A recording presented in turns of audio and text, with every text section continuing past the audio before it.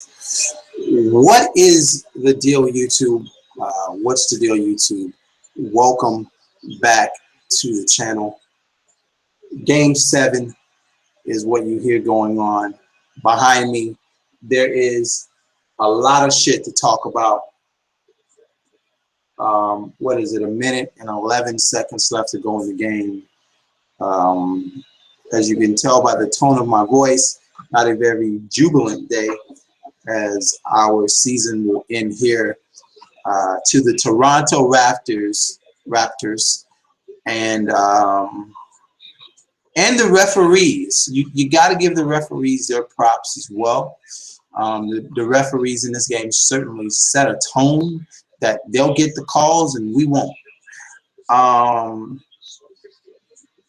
You also have to give props where props is due to Kyle Lowry, who I said in a previous video that he was starting to ascend a little bit. I saw a little bit of the ascend towards superstar status for Kyle Lowry. Coming into this series, I said that this Raptor team was a team that did not have a superstar.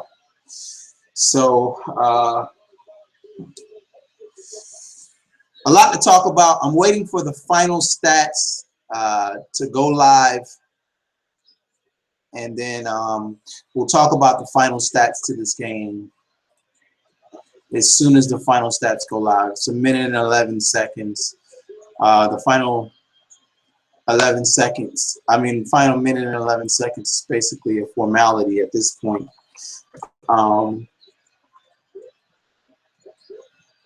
There's a lot to be excited about for our team, especially being 2 years removed from LeBron James and at the position that we're in without having Whiteside or Bosh. But I think it certainly would have been a completely different series. Losing Whiteside was absolutely pivotal. I think it absolutely changed our lineup. It changed our rim protection. I don't know how many motherfucking times did I see Biyombo come off the screen, go up with a little ass guy, and he only gets to his arm, and so Biyombo ends up throwing it down on some 6'2" cat. So that was losing Whiteside was just like the last straw. The last thing that was kind of holding this shit together. There's 33 seconds left in the game. Not going to be much more. Not going to be, here we go. See, that's the same bullshit. Not going to be much change. Won't be much change. So let's take a look at these. Let's take a look at these stats. So it's going to be Cleveland versus the Toronto Raptors in the Eastern Conference Finals. DeMar DeRozan and those boys, Kyle Lowry, will go up against that Cleveland team. What an agonizing defeat tonight, man, because I thought it would be, I mean, if we were going to lose, I thought it would at least be a nail biter. This one is just frustrating. Let's take a look at these stats real quick, as we normally do here. 13 from Joe Johnson, who didn't play like who played like shit the entire playoffs. 12 points from Luol Deng, 14 from Winslow, 16 from Wade, 16 from Dragic, 3 from Richardson, 3 from Johnson, 10 from McRoberts. Udonis Haslem, he played? I don't even remember him playing. Nothing from Gerald Green, no points. Darrell Wright came in and basically mop-up duty, and we didn't see Amari Stoudemire or Briante Weber. For the Toronto Raptors, 14 points from DeMar Carroll, 11 points from Peterson, 17 points from Biyombo. That's mostly due to not having any type of inside presence. And I can't tell you how many times that guy gave the Toronto Raptors second chance opportunities. DeMar DeRozan dropping 28, 35 from Kyle Lowry, 8 from Ross, 1 point from Joseph, and then 2 points from Guerra. Yeah, but anyway, man, our coach is fucking terrible at making in-game changes. Like, if he had another game, I'm quite sure he would come in and take Udonis Haslem, put Udonis Haslem in the game, right? Here's the problem with Coach Spoelstra, and it's a major problem, by the way. This is a problem that I see with Coach Eric Spoelstra. He is fantastic with making changes from game to game, right? But he is absolutely terrible at making changes during the game. Small ball didn't work for us this game, and it was clearly evident it did not work at all, right? It would have helped us a lot if we would have got Udonis Haslem or Amari Stoudemire in there to give us some rebounding, some grit, maybe a little bit of shot blocking. He stayed with the same fucking lineup that he used the previous game, hoping that it would work like it did the previous game, but it didn't. It didn't work for us at all, and the fucking coach did not make the necessary adjustments. And of course, you know, there's a lot of other factors that played into it. We didn't shoot the ball well. Let's take a look at the rebounding and the turnover numbers, because I didn't look at those. Rebounds, 30 for the Heat, 50 for the Toronto Raptors. So they had a 20-point rebound advantage. For us, 13 turnovers, 9 from Toronto. So they beat us in rebounding by 20, and they beat us in turnovers by 4. So yeah, we got absolutely ate alive on the inside, specifically by this cat Biyombo. And you would think with a veteran like Udonis Haslem in there on the bench that you would bring him off the bench if you're a smart, intelligent coach and you see yourself getting washed on the inside. No, this coach stayed with the same lineup that worked last time, hoping that it would work this time, and that's just not how the game works. What works one game is not necessarily going to work the next game. That's the horrible thing about Spoelstra, is he will make game-to-game changes, but he won't make great changes during the game. Like if there was a game 8, you would see those changes, but he won't make them throughout the game. That's the shitty part about him. He'll stay with the same shit that isn't working. I don't understand that shit. How many rebounds did Biyombo have? Biyombo ended up with 16 rebounds because he was pretty much in there by himself. And where are we in 3? 3-pointers, we were only 7 for 25. We shot 28% from threes while they shot 45%. So he didn't have to worry about going out on the perimeter.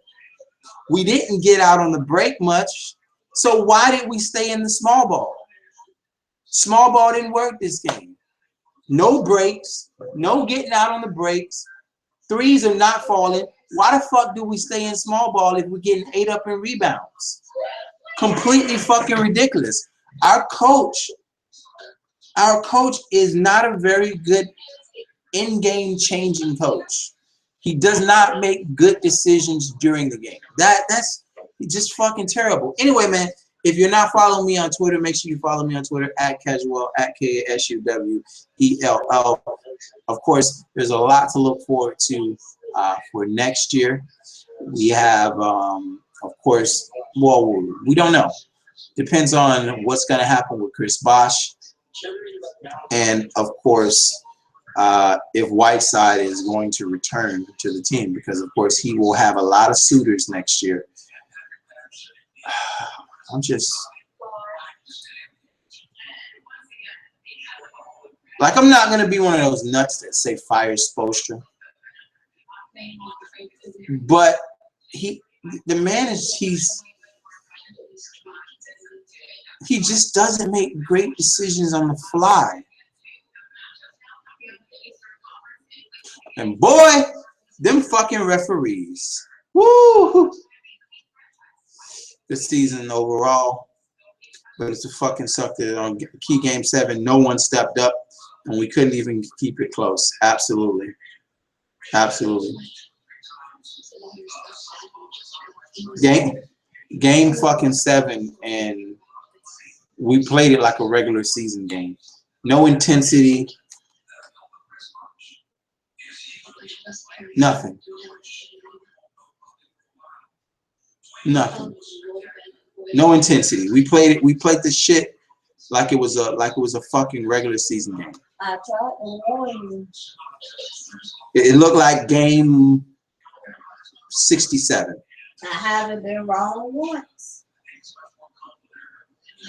Looked like game 67 of the regular season.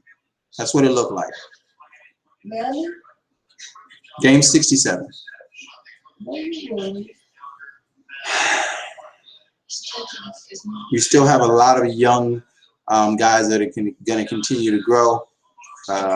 Keep in mind that this was good playoff experience from Justice Winslow, Tyler Johnson, Josh Richardson. All of those guys got great playoff experience, and will definitely take that playoff experience into next season. So I think that is a positive. It would have been more of a positive if we could have got made to the Eastern Conference Finals and knocked LeBron the fuck out, but that's not gonna happen. We got taken out by this Toronto team.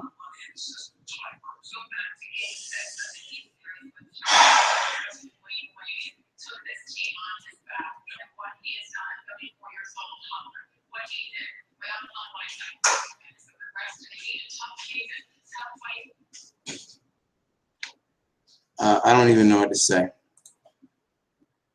Looking in the comment section here.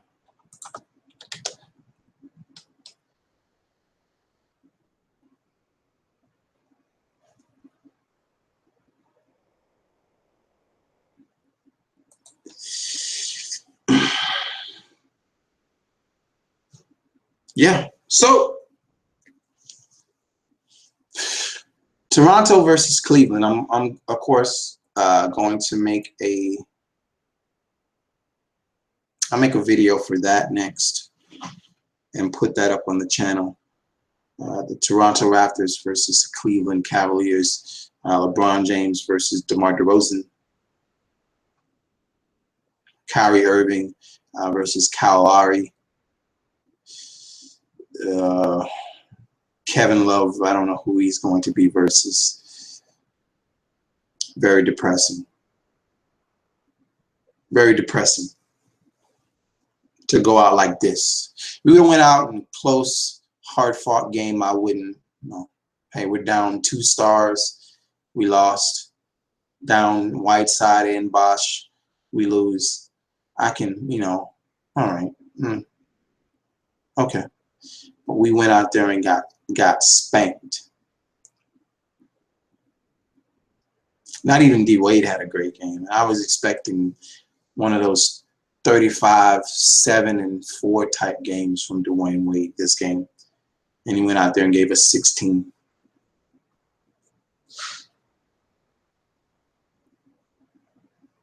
"20 rebounds. You get out-rebounded in a game 7 by 20. 20 fucking rebounds.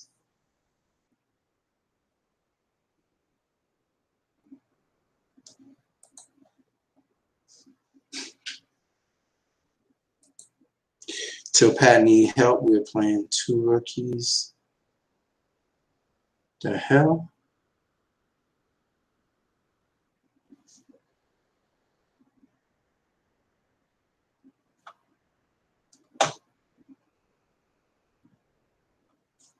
Wow. Ah, boy. You done? No, no, no.